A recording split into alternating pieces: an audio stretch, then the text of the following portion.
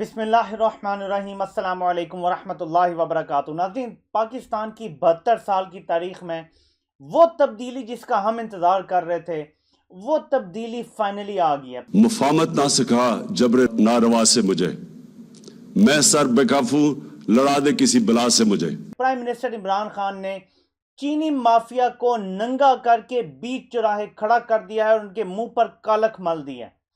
बल्कि इसके बाद अब इस पे क्रिमिनल प्रोसीडिंग्स शुरू होंगी। जिसके खिलाफ ये बात बनेगी और इसमें से जो केसेस बनेंगे, रेफरेंस बनेंगे, उन सब के खिलाफ या नैब अपना काम करेगा या एफआईए काम करेगा। मैं यहां पे एक रिक्वेस्ट करना चाहूंगा। पहले प्राइम मिनिस्टर इमरान खान, आपने नैब को ये केस किसी सूरत नहीं देना, ये ताकतवर लोग बच जाएंगे। ये केस एफआईए को डील करने दें।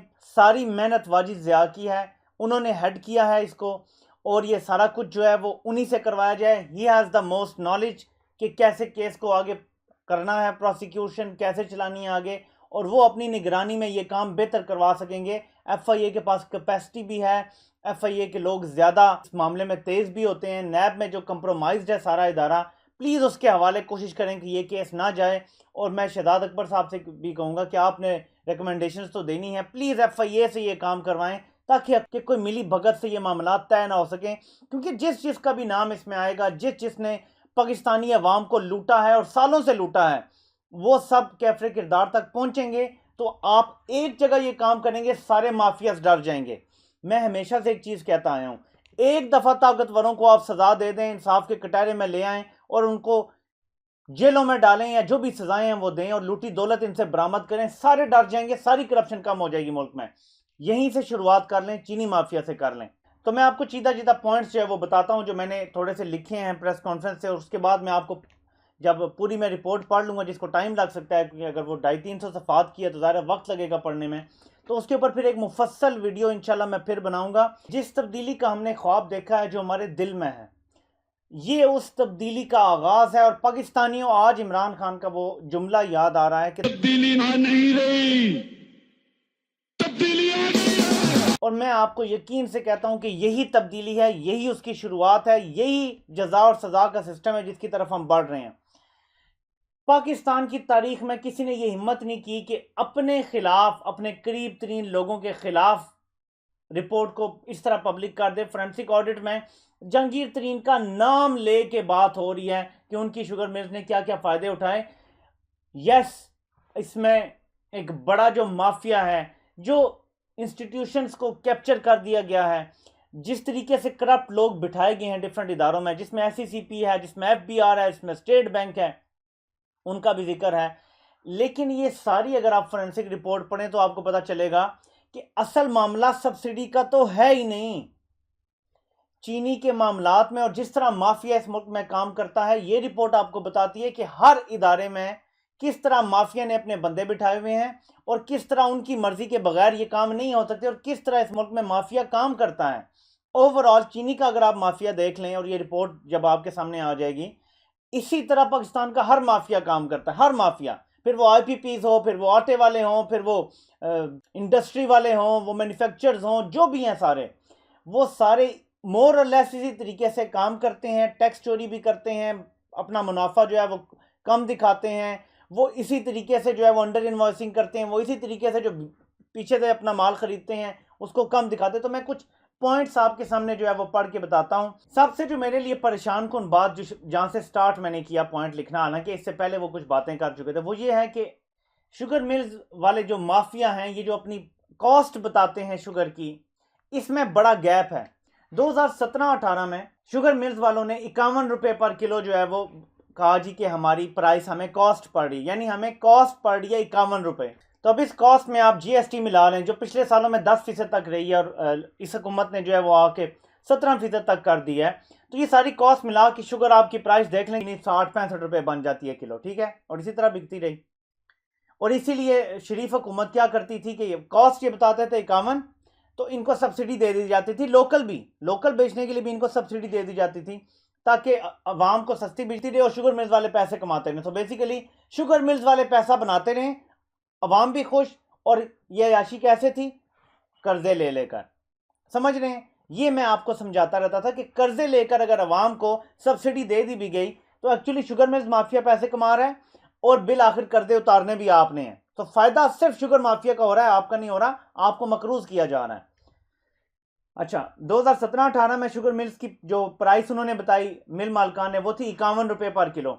ऑडिट जब हुआ तो पता चला कि एक्चुअली उनकी कॉस्ट थी 38 रुपए किलो, 13 रुपए पर किलो फायदा उठा रहे हैं। 2018-19 में क्या कॉस्ट थी? 40 रुपए किलो, ये ऑडिट रिपोर्ट कहती है। लेकिन मिल मालकान ने कितनी बताई? 52 रुपए किलो।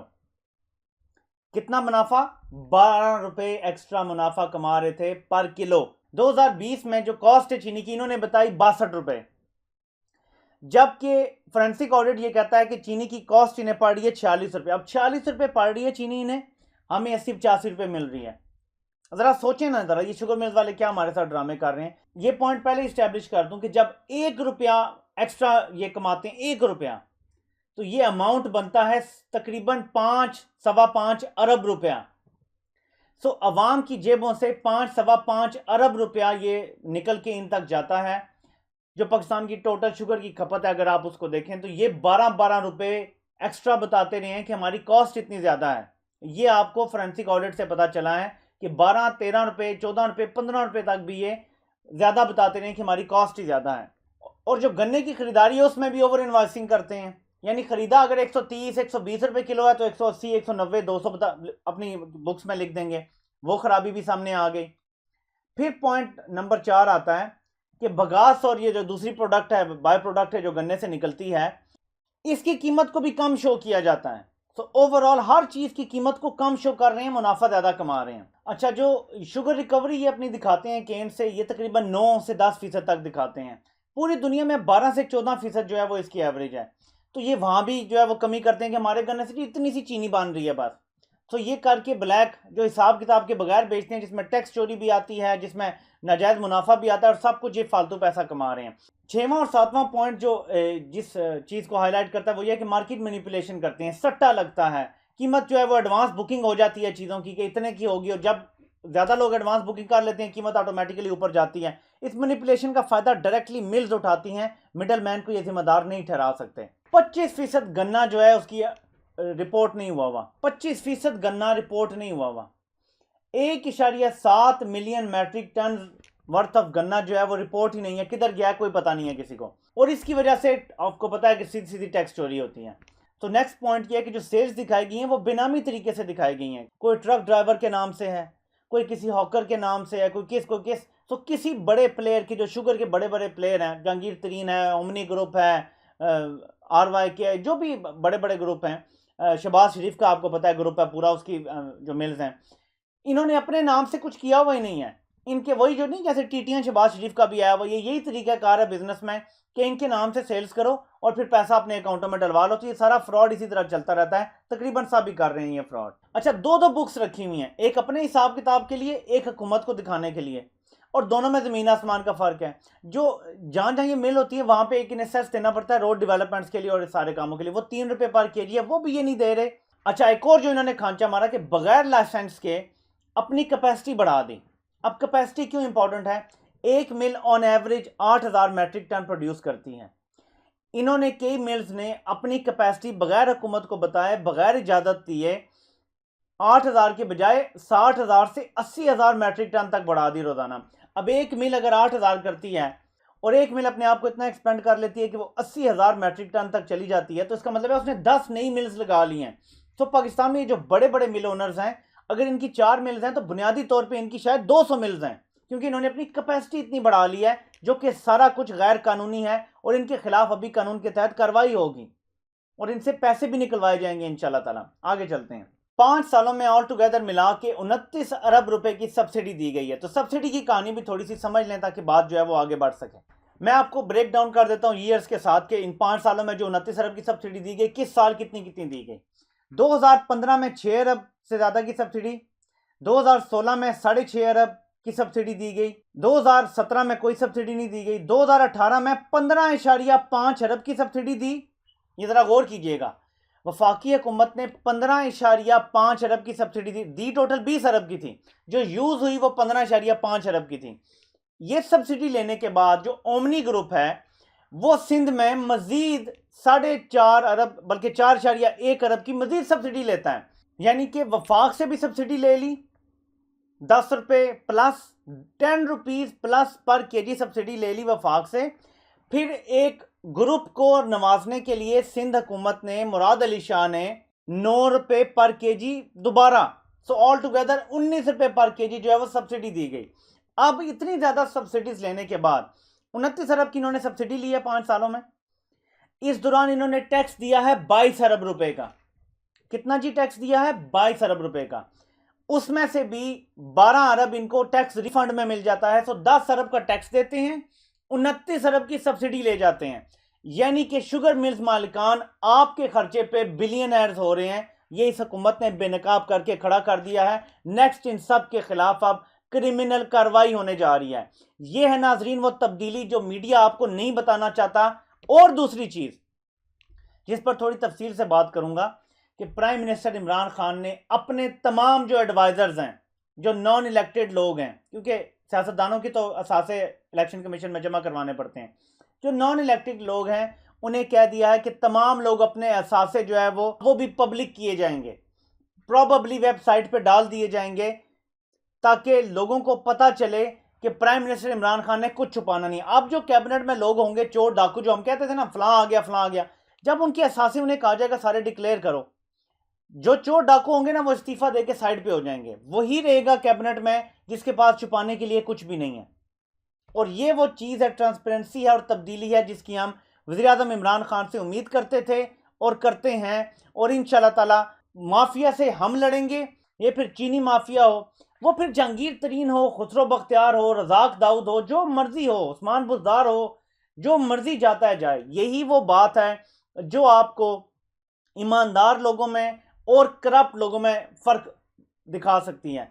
ईमानदार बंदा ये कहेगा जी कि हर तरफ आ रहा चलाओ, करप्शन ख़त्म करो। करप्ट बंदा ये कहेगा ओ जी इमरान खान बस अपनों को लटकाए ना, ये ओमनी ग्रुप का क्यों नाम ले रहा है, ओ जी ये शहबाज शरीफ की मिलों का क्यों नाम ले रहा है। समझ जाइएगा वो करप्ट साफ़ी है, वो मॉरली करप्ट है या फाइनेंशियली करप्ट है, और बोथ। वो बंदा जो ये कहता है कि इमरान खान ने अच्छा किया कि इस पूरे माफिया को नंगा किया, वो ईमानदार बंदा होगा। और एक और चीज़ आपको यहाँ बताता चलूँ, सबसे बढ़ के जो मकसद है वो ये है कि माफिया से आज़ाद कराना है मुल्क को। ऐसे कवानीन बनाने हैं, ऐसे इदारों को ठीक करना है कि दोबारा ये माफिया ऐसे काम ना कर सकें। सो ये जो पहला स्टेप है कि जी इसको सजा दो उसको सजा दो, उससे ज़्यादा इंपॉर्टेंट है कि जो इदारों का कैप्चर हो जाता है वो ना हो। अगर इदारे अपना काम करें, अगर SCCP अपना काम करे, FBR अपना काम करे, अगर स्टेट बैंक अपना काम करे, अगर FIA अपना काम करे, NAB अपना काम करे, अदालतें अपना काम करें, तो पाकिस्तान में कभी चोरी डाका हो ही नहीं सकता। इदारे शामिल होते हैं इन सब चीज़ों में। उम्मीद है कि अब अदलिया स्टे नहीं देगी, अदलिया करदोगलू वाला किरदार अदा नहीं करेगी, सादत कोपैक वाला किरदार अदा नहीं करेगी, बल्कि इमरान खान ने जो ये इनिशिएटिव लिया है इसमें मदद की जाएगी और लोगों को सजाएं दी जाएंगी जल्द से जल्द ट्रायल करके। और आपको एक आखिरी बात बताऊं, हुकूमत को ख़तरा होगा क्योंकि बीच में ही अपने बंदे भी रगड़े जाएंगे, बीच में ही तादी भी रगड़े जाएंगे और बहुत सारे जो मसाइल पैदा होंगे। इस वक्त अवाम की सपोर्ट की ज़रूरत है इमरान खान को। अगर माफिया इस दफ़ा बच गया पाकिस्तानियों तो सुन लेना, कभी आपके हाथ नहीं आएगा। आप लुटते रहेंगे, आप इसी तरह पिटते रहेंगे और आपकी आवाज़ भी सुनने वाला कोई नहीं होगा। मैं प्राइम मिनिस्टर इमरान खान को सल्यूट करता हूँ, जिन्होंने तब्दीली का वादा जो किया था उसकी तरफ एक बड़ा कदम उठाया है। ये एक बहुत बड़ा लीप फॉरवर्ड है। इंशाल्लाह ताला वो हकीकी तब्दीली जिसका हमने ख्वाब देखा है वो अब आके रहेगी और पाकिस्तान में कानून की बालादस्ती होगी, इंसाफ की बालादस्ती होगी और कोई भी करप्शन नहीं कर सकेगा इंशाल्लाह ताला। अल्लाह पाक आप सबका हामी नासिर हो। आप सबके सुनने का बहुत बहुत शुक्रिया।